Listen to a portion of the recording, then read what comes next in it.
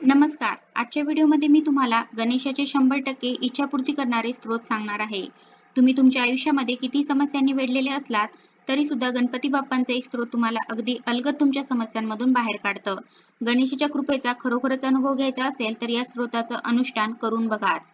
हे स्रोत म्हणून बघाच. हे स्रोत तुमच्या जीवनात उतरवा. त्याचा अनुभव तुम्हाला नक्की येईल. मग तुम्ही असा प्रश्न विचारणार नाही, देव खरंच आहे का? हा प्रश्न ज्यांना पडतो त्यांनी तर हे अनुष्ठान करून बघावंच. पण असा स्रोत कुठला आहे, हे स्रोत कधी म्हणावं, कसं म्हणावं? कारण कुठल्याही स्रोताचा आपल्याला हवा तसा परिणाम व्हावा असं वाटत असेल, तर ते स्रोत म्हणण्याची जी पद्धत आहे, ती पद्धत आपण माहिती करून घेतली पाहिजे. कारण त्या पद्धतीने जे स्रोत म्हटलं, तर त्याचा व्यवस्थित असा परिणाम आपल्या आयुष्यात आपल्याला दिसून येतो. आपल्याला अनुभव येतो, आपल्याला नियम माहिती नसतात आणि मग आपण म्हणतो, की "अरे, मी इतके दिवस झाले स्रोत म्हणते, काहीच बदल होत नाही." म्हणूनच ते म्हणण्याची पद्धत माहीत असायला हवी. आपण आज ज्या स्रोताबद्दल बोलणार आहोत ते स्रोत आहे गणपती अथर्वशीर्ष. चला तर मग सुरुवात करू. समस्या नाहीत असा व्यक्ती आपल्याला शोधूनही सापडणार नाही. प्रत्येकाच्या आयुष्यात काही ना काहीतरी समस्या आहेतच. श्रीमंतालाही समस्या आहेत, गरिबालाही आहे आणि मध्यम वर्गाला तर आहेतच आहे.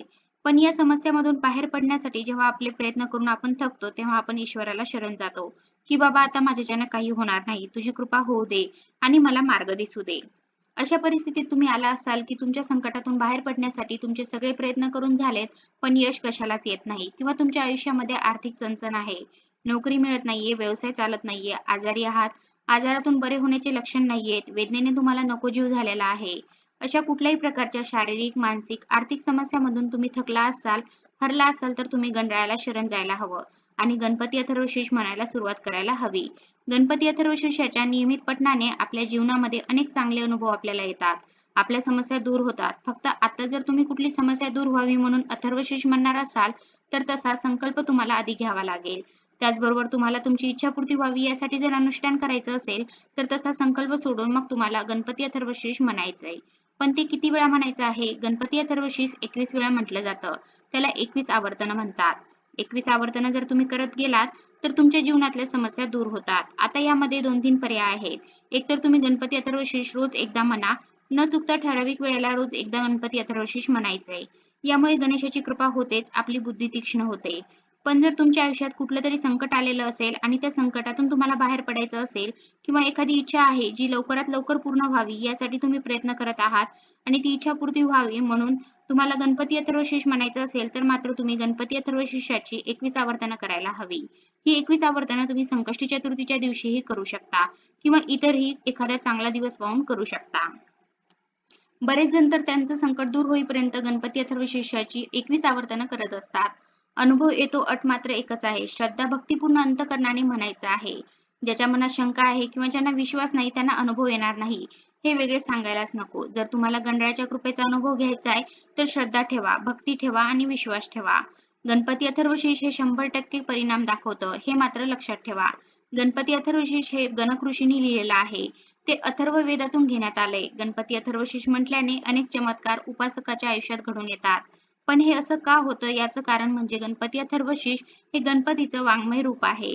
वाङ्मय रूप म्हणजे काय तर शब्द आणि ध्वनी तरंगांनी उत्पन्न होणारी रूपाकृती. गणपती अथर्वशीर्षाची रचनाच अशी आहे की तुम्हाला जर त्याचा व्यवस्थित शब्द उच्चार करता आला, मन आणि हृदयात पूर्ण प्रसन्नता असेल, तर त्या श्लोकाच्या तरंगातून पण हळूहळू आकृती स्पष्ट होत जाईल आणि ती आकृती असेल गणेशाची. थर्व म्हणजे चंचल, अथर्व म्हणजे स्थिर, शीर्ष म्हणजे मस्तक, ज्याच्या पठणामुळे बुद्धीला स्थिरता येते, असे उपनिषद म्हणजे अथर्वशीर्ष, असा याचा अर्थ लावला जातो. यात प्रथम गणपतीच्या सगुण ब्रह्माची उपासना सांगून शेवटी गणपती म्हणजे परब्रह्म आहे असं म्हटलेलं आहे. गणपती हा 3 देहांच्या पलीकडचा असला तरी गण हे त्याचं तांत्रिक शरीर आहे आणि तोच त्याचा मंत्रही आहे. गणपती अथर्वशीर्षाच्या नियमित पठणाने बुद्धीला धार येते, कारण गणपती हा बुद्धीचा देवता आहे. आपण जेव्हा अथर्वशीर्ष म्हणून किंवा ऐकून गणपती बाप्पांची उपासना करतो, तेव्हा त्या उपासनेने आपली बुद्धिमत्ता तीक्ष्ण होते. आपल्या बुद्धीमध्ये असलेली चंचलता निघून जाते.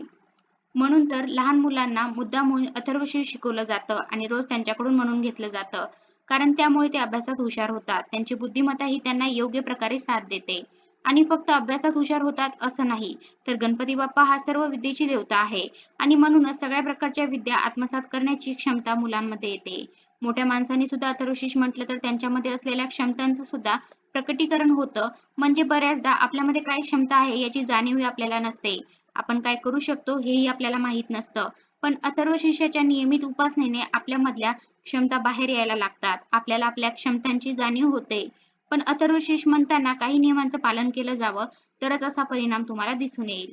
उच्चार अगदी स्पष्ट हवेत. अथर्वशीर्ष अगदी संतपणे एका गतीत म्हणावं. अथर्वशीर्ष पठण भावपूर्वक म्हणजेच त्याचा अर्थ समजून घेऊन केलं पाहिजे. जेव्हा एकापेक्षा अधिक वेळा अथर्वशीर्ष म्हणायचं असेल तेव्हा वरदमूर्ते नमः इथपर्यंतच म्हणावं. त्यापुढे फलश्रुती देण्यात आली आहे आणि ती शेवटच्या आवर्तनानंतर म्हणावी.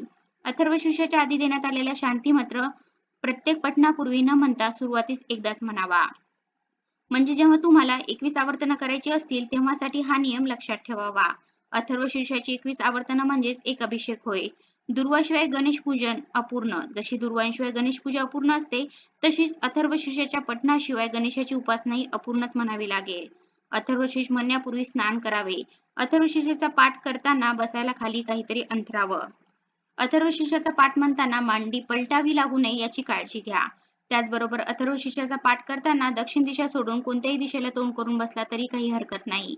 अथर्वशीर्ष पाठ म्हणण्यापूर्वी वडीलधाऱ्यांना तसेच गुरूंना नमस्कार करावा. अथर्वशीर्ष पठण करण्यापूर्वी गणपतीची पूजा करून त्याला अक्षता, दुर्वा, शमी आणि तांबडं फूल अवश्य वाहावं. अथर्वशीर्ष मनोभावे म्हणावं. त्याचा अनुभव नक्कीच येतो. फक्त तुमच्या क्षमतांची तुम्हाला जाणीव होते असं नाही, तर तुमचं एखादं काम अडलं असेल, तुम्ही कुठल्या तरी संकटात असाल, तेव्हा अथर्वशीर्ष म्हणून गणपती बाप्पाला अभिषेक करा. गणपती बाप्पा तुमच्या मार्गातली सगळी विघ्न दूर करतो, असा अनेकांचा अनुभव आहे. गणपती बाप्पाच्या कृपेचा अनुभव घ्यायचा असेल तर अथर्वशीर्ष म्हणायला शिका आणि अथर्वशीर्ष म्हणून बघा. नियमित अथर्वशीर्ष म्हटल्याने तुमच्या आयुष्यात झालेला बदल तुम्हाला नक्कीच जाणवेल. किंवा तुम्ही एखाद्या संकटात असाल तर 21 आवर्तनं करत गणपती बाप्पाला अथर्वशीर्षाचा अभिषेक करा. त्यामुळे सुद्धा तुम्हाला तुमच्या कामातले सर्व अडथळे दूर झालेले दिसून येतील. अथर्वशीर्ष चमत्कारिक आहे. फक्त ते म्हणताना नियम मात्र लक्षात ठेवा. धन्यवाद.